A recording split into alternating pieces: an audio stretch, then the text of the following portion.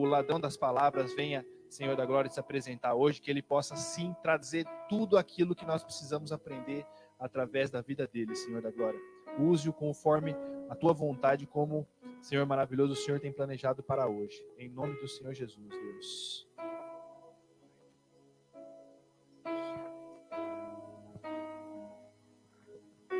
Porque dele, por ele, para ele são todas as coisas, a ele, pois, a glória para sempre. Amém. A paz do Senhor Jesus. Abra comigo, por gentileza, em Efésios, carta do apóstolo Paulo, epístola do apóstolo Paulo aos Efésios. Quero meditar em duas porções convosco essa noite, permitindo o Senhor. A primeira porção vai ser invertida, vai ser do capítulo 3, versículos 14 ao 21. E a outra porção é Efésios 1, versículos 17 ao 23.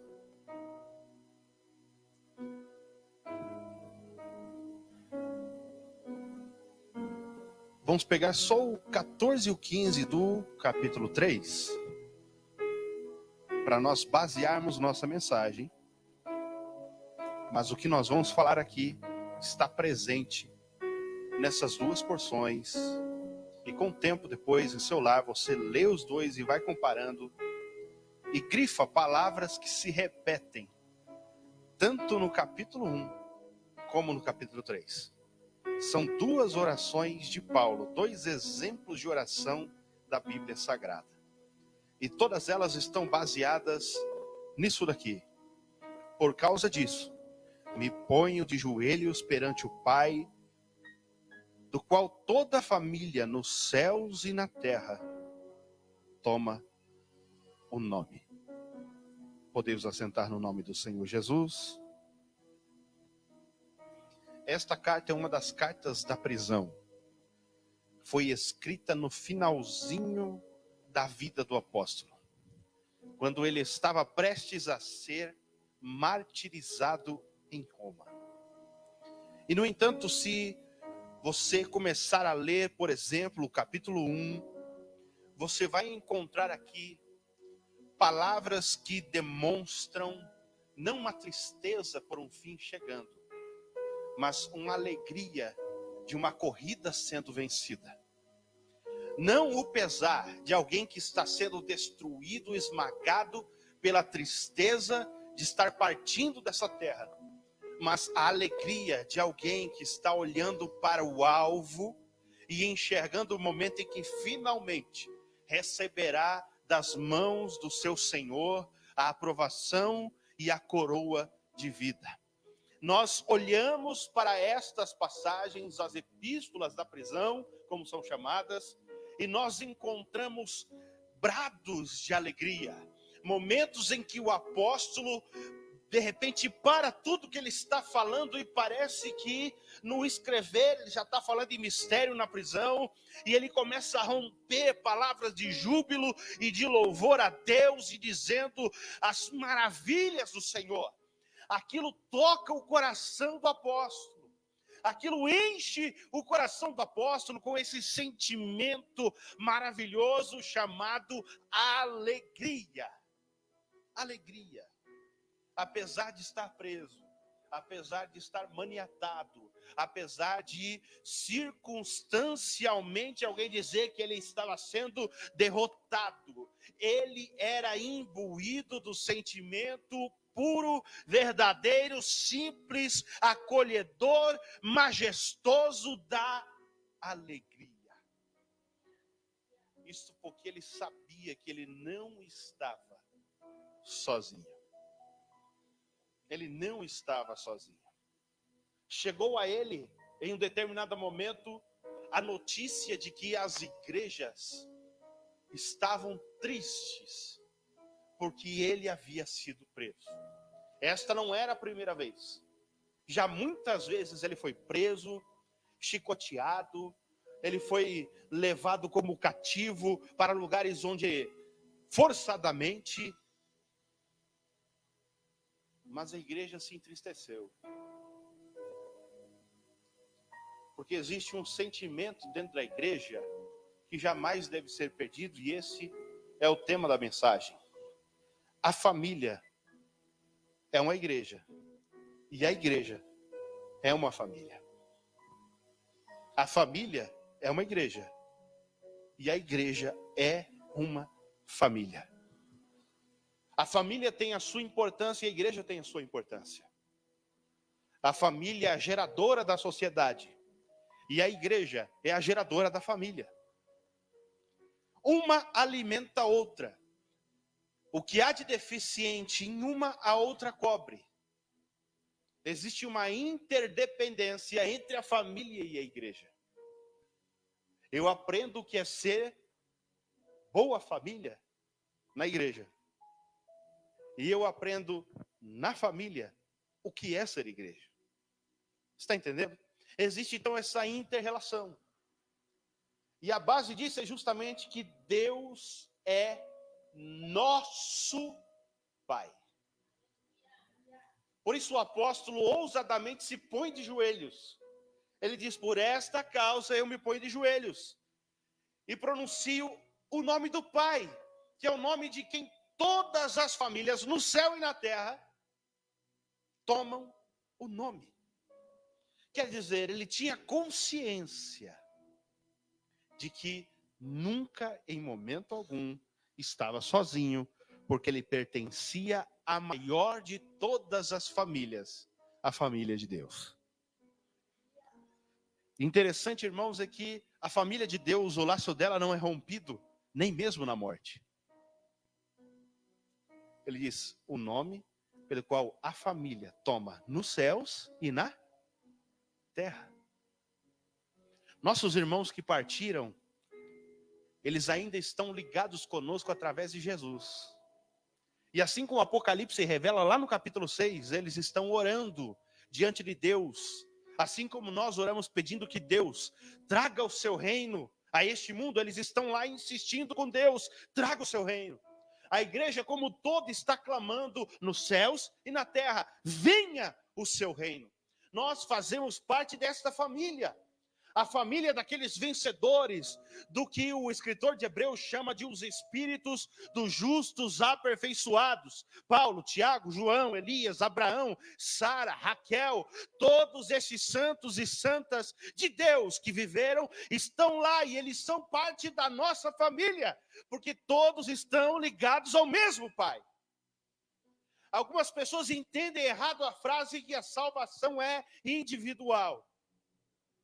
A salvação é individual no sentido que eu preciso, por minha própria conta, tomar cuidado da minha vida. Mas, na verdade, a salvação é coletiva. Porque Deus não veio chamar uma pessoa, Deus veio chamar um povo. Um povo. A salvação é coletiva nesse sentido de que Deus escolheu em sua infinita sabedoria nos pôr juntos na igreja, pessoas diferentes, com opiniões diferentes, vindo de histórias diferentes, com gostos diferentes, ele nos pôs juntos aqui. E ele disse, aqui vai se manifestar a minha multiforme graça. Ele nos colocou como dependentes um do outro. Então, por mais que eu tenha que zelar da minha salvação, eu não estou sozinho na minha caminhada cristã. Eu não estou abandonado, eu não sou órfão. O Espírito Santo está sobre mim, está sobre a igreja, e este Espírito nos une em um só. Uma única família, redimida, lavada no sangue de Jesus, chamados para fora deste mundo, para desfrutarmos as riquezas da sua glória.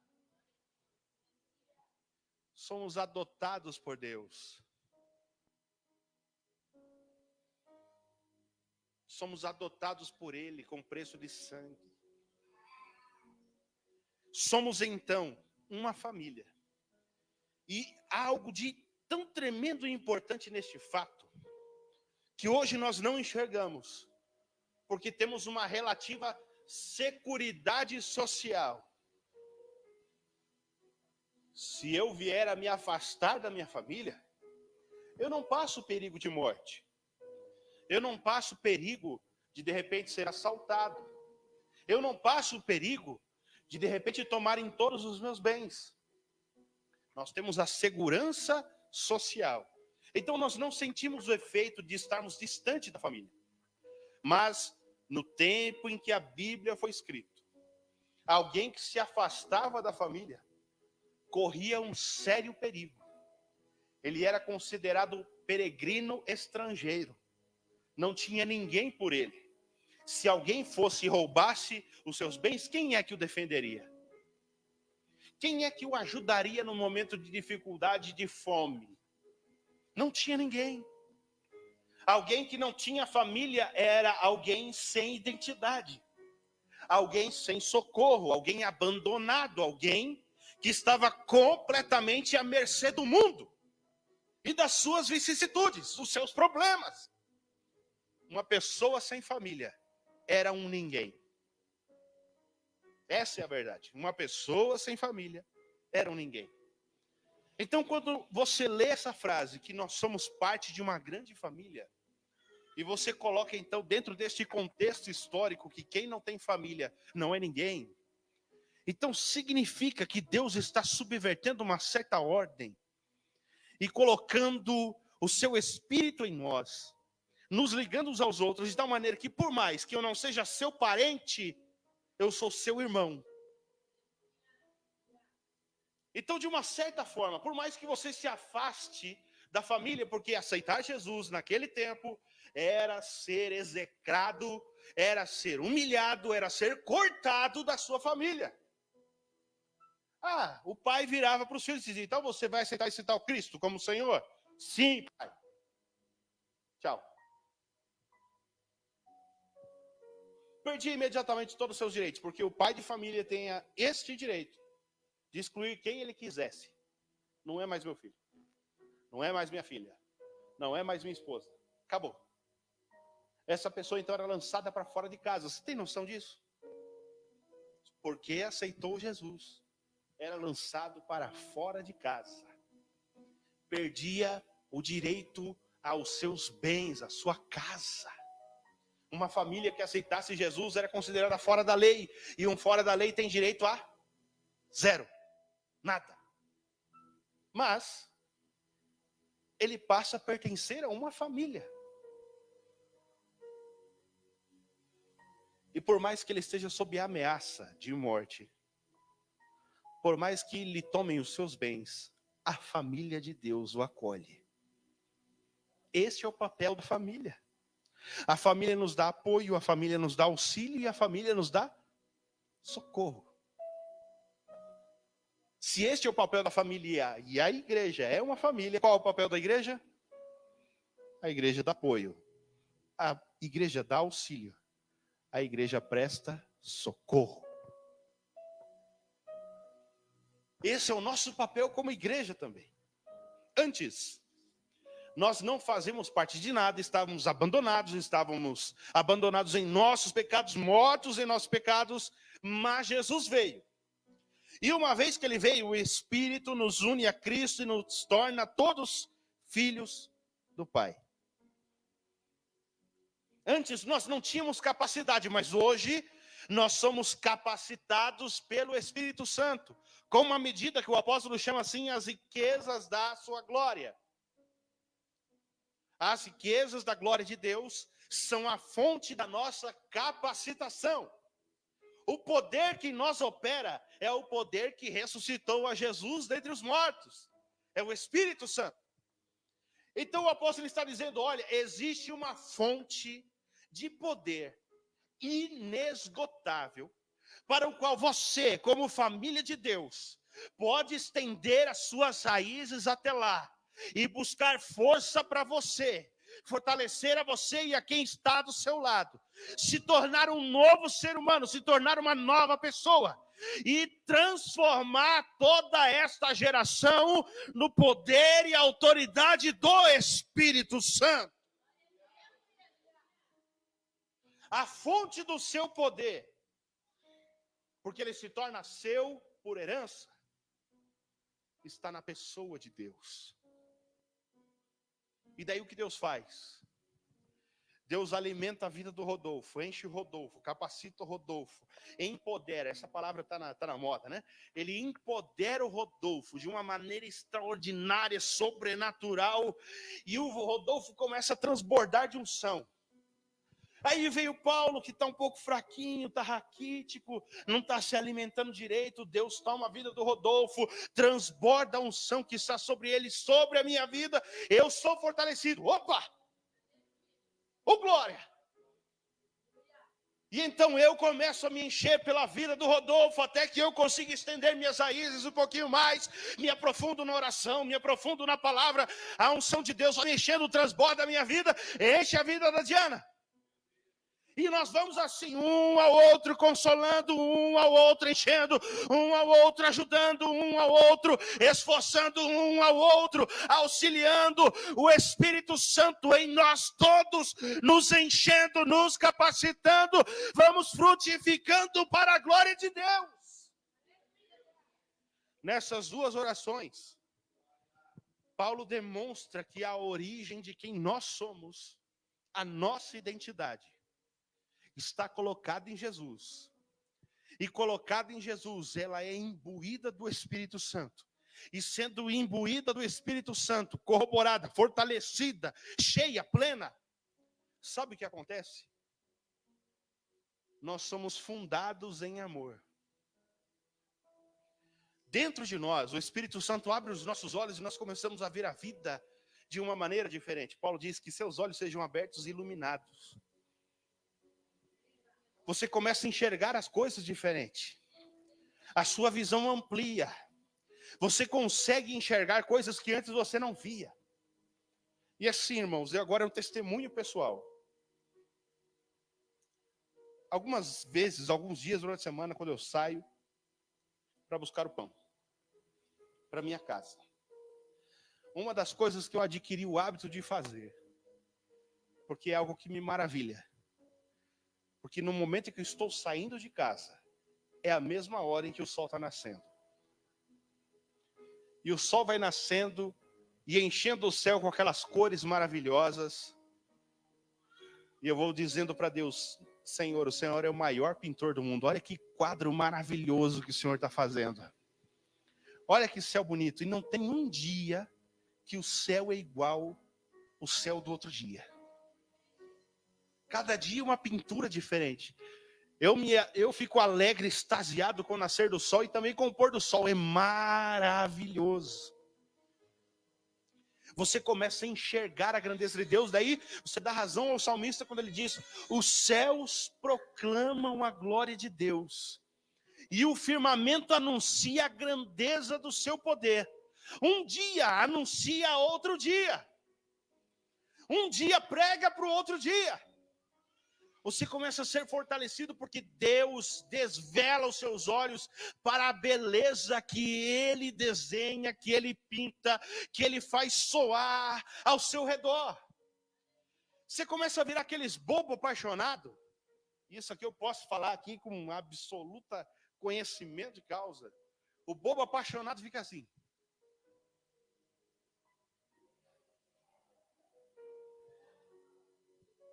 O jeito que mexe no cabelo é bonito. O jeito que sorri é bonito. O jeito que olha é bonito. O jeito que anda é bonito. O jeito que fala é lindo. O apaixonado enxerga a beleza em cada detalhe. Até naqueles mais chatinhos. Mas para mim, por exemplo, como apaixonado que sou, a chatice é fácil. Porque eu sou mais chato ainda. Quando nós somos fundados em amor, existe essa paixão que nos motiva, que faz com que a gente se maravilhe com os detalhes da criação, e não apenas isso, com detalhes das coisas que Deus faz. Algumas pessoas não enxergam o que Deus faz, porque estão desligados do Espírito Santo. Não percebem que situações no nosso dia a dia, conversas no nosso dia a dia, acontecimentos, fatos no nosso dia a dia, estão cheios da glória de Deus. Deus trabalha em detalhes, Deus trabalha em situações, Deus trabalha em coisas que acontecem no nosso cotidiano que a gente muitas vezes nem dá bola. Eu tenho me maravilhado com Deus quando eu assento à mesa para tomar café da manhã, abraço os meus filhos, dou um cheiro nos meus filhos, na minha esposa. Que coisa gostosa, gente. E é do dia a dia. Deus usa aquilo para fortalecer a minha alma, o meu coração, o meu interior, pelo Espírito Santo ali presente na minha casa, para eu enfrentar o que vier pela frente. E uma vez que você é família de Deus, que o Espírito Santo está em você, é preciso que você entenda que esses pequenos momentos que Deus te dá, onde o Espírito Santo abre seus olhos e revela para você a glória e a majestade de Deus, no sorriso dos seus filhos, no afago de quem te ama, de repente naquela mensagem que alguém envia para você, Deus está trabalhando ali. Seja maravilhado por isso, entenda isso, seja fortalecido por isso e siga adiante. Siga adiante.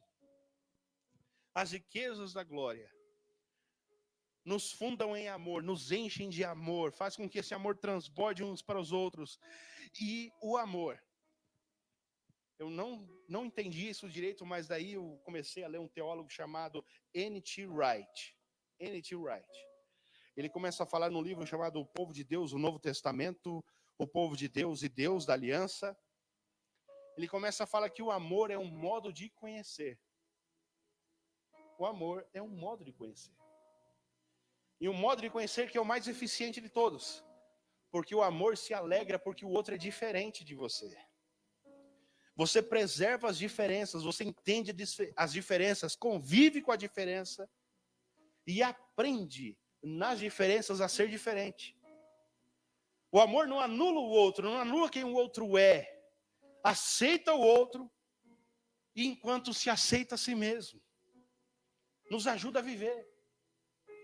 Então o amor é uma espécie de conhecimento. O conhecimento verdadeiro. Porque ler um monte de fatos, estudar muitíssimo, pode me trazer conhecimento. Mas um conhecimento cru que não vale para nada.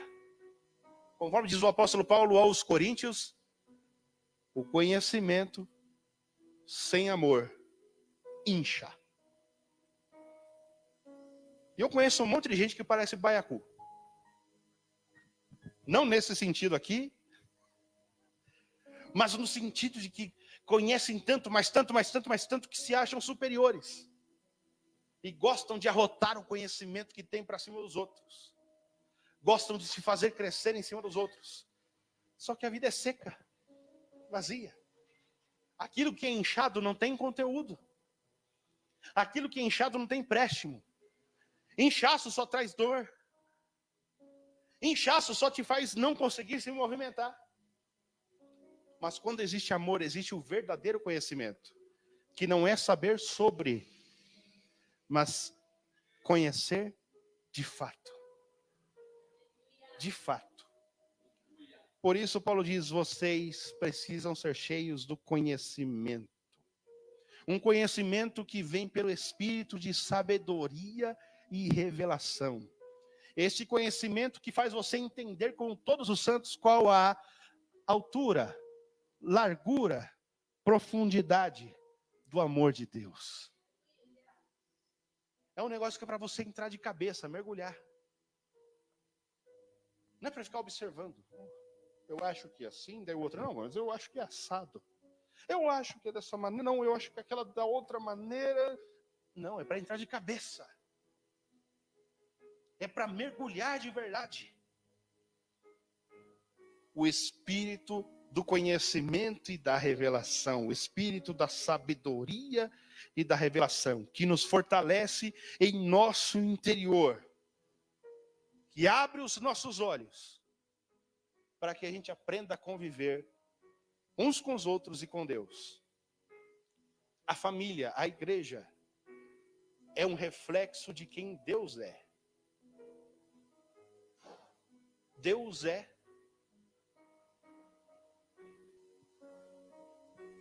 Pai, Filho, Espírito Santo.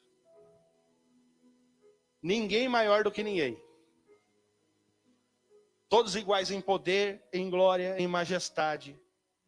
Todos são o Senhor. E, no entanto, são 3. Esse mistério é para ser refletido na igreja. E é para ser refletido na família. Como assim? Apesar de Deus ser um, existe diversidade em Deus. Por isso Deus é criativo.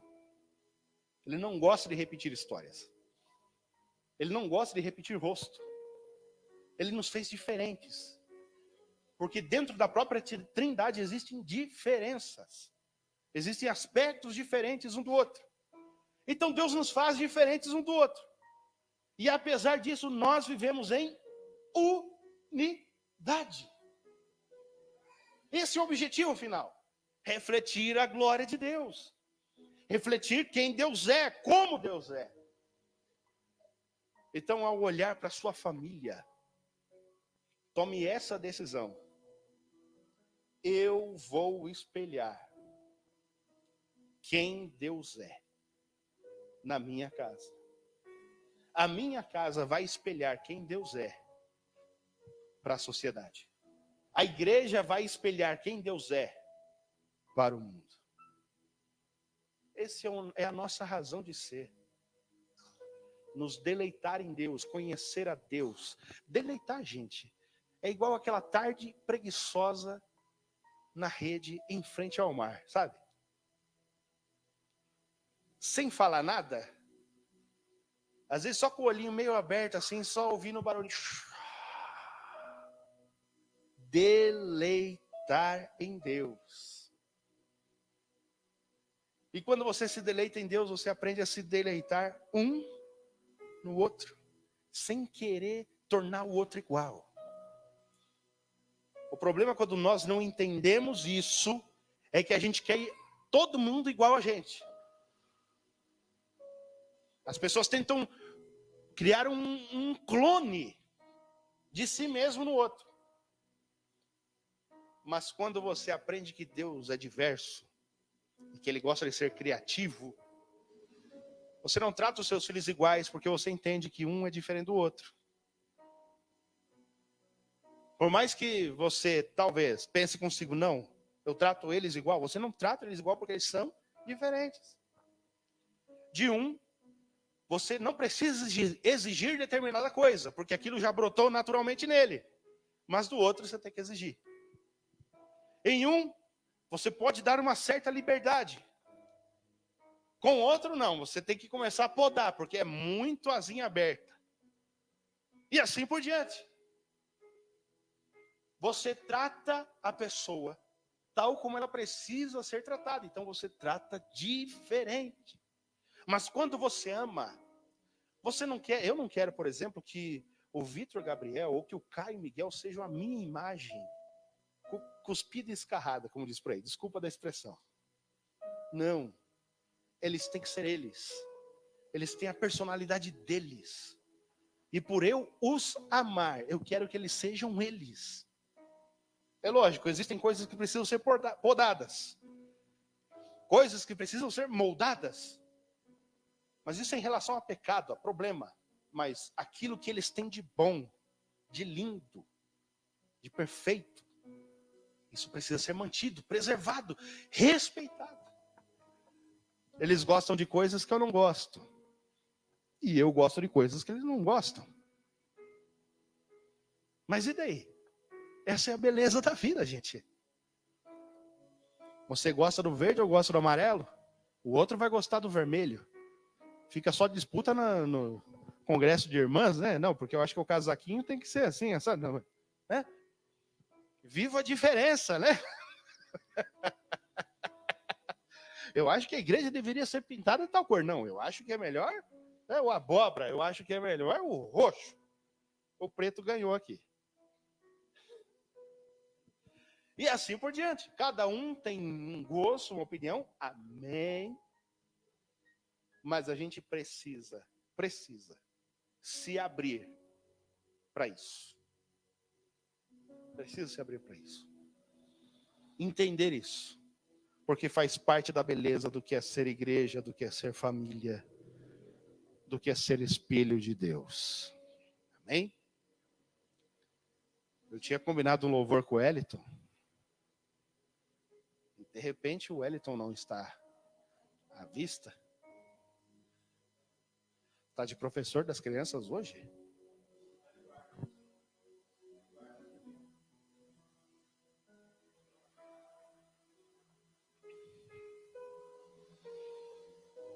E assim, neste momento dessa canção, eu quero pedir para todos os que estão aqui tentar se ajuntar um pouquinho. Se ajuntem. As mães aqui mais perto um do outro aqui. Se ajuntem. Se possível, deem as mãos. Só tocar.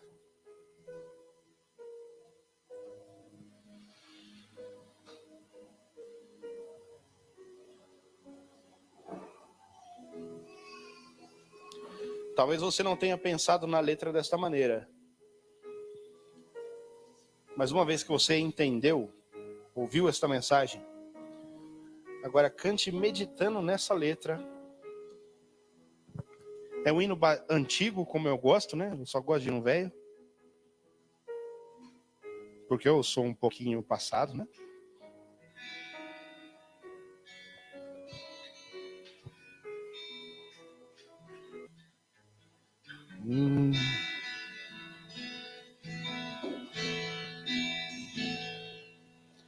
Recebi um novo coração do Pai, coração regenerado, coração transformado, coração que é inspirado por Jesus.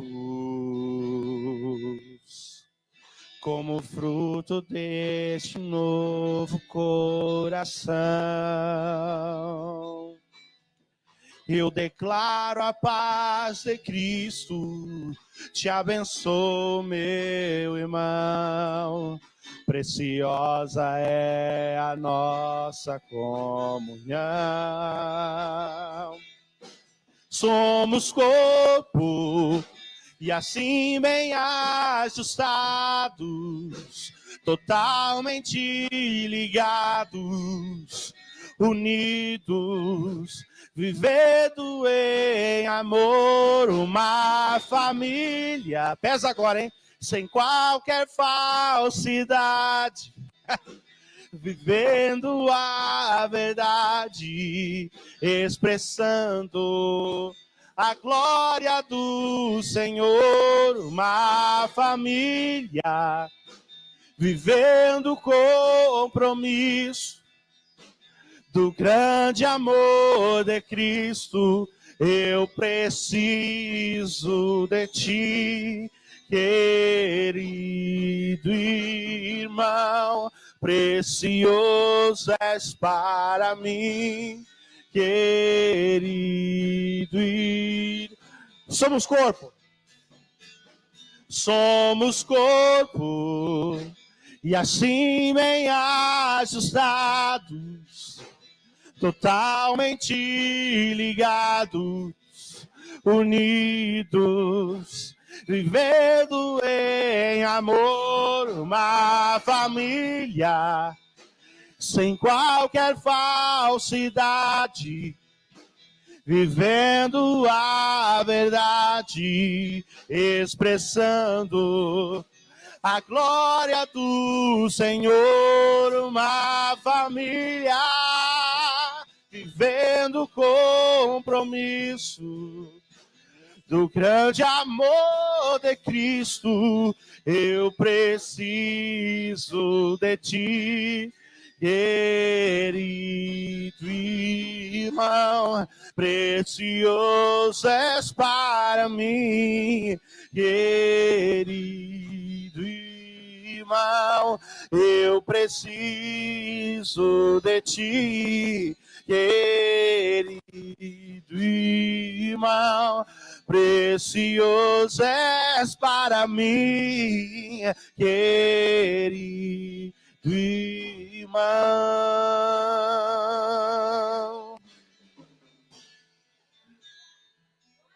Ó, quão bom e quão suave é que os irmãos vivam união. É como óleo precioso que desce sobre a cabeça, desce sobre a barba de Arão, e desce a orla dos seus vestidos.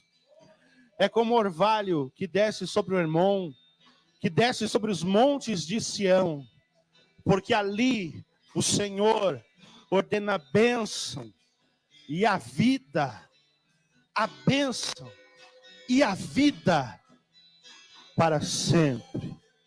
Amado Senhor, Teu Espírito nos ungiu, nos separou, nos selou e agora somos um só. Somos uma família, somos um corpo que tem como objetivo expressar a sua glória. Somos não mais um grupo de pessoas, mas somos irmãos, ligados uns aos outros, unidos uns aos outros. E eu quero orar por este meu irmão que está ao meu lado, Pai.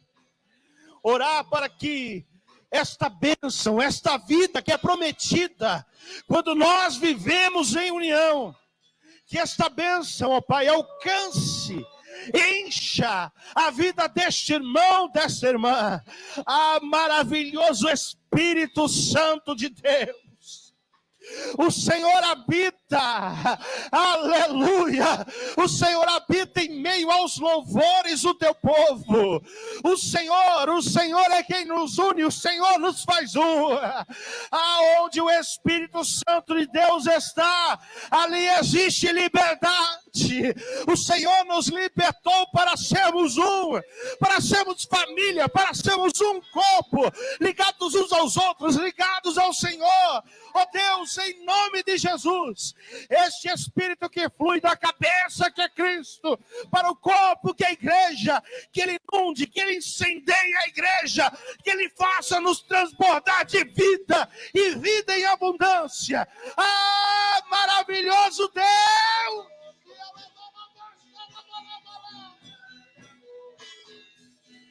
Oh, maravilhoso Senhor! Ah, Senhor, nos faz capazes de refletir essa glória, de nos aceitarmos como família, em nossas diferenças, a edificarmos uns aos outros, e a vivermos, meu Deus, para a Tua glória, Senhor. Unidos em amor, arraigados em amor, para que possamos chegar ao conhecimento deste amor tão profundo, tão alto, tão largo, que é o amor de Jesus Cristo, nosso Senhor. Amém. Graças a Deus. Aleluia. Louvado seja o nome do Senhor. Eu quero aqui agradecer a minha oportunidade em nome de Jesus e chamar aqui meu querido, amado irmão Leonardo para trazer a bênção apostólica em nome de Jesus.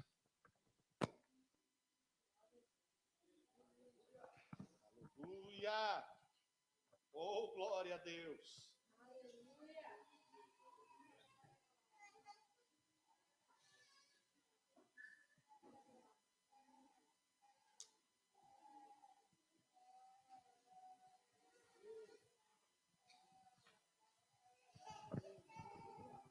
Aleluia, glória a Deus. Só para reforçar então, sexta-feira ensaio com as irmãs, a partir das 19h30. Domingo, presta atenção, todo mundo, vocês estão em casa, vocês estão aqui. Domingo, o culto de Santa Ceia, ele foi transferido de endereço, vai ser agora lá na casa do nosso irmão Luiz, com a nossa irmã Sueli. Rua Cabreúva,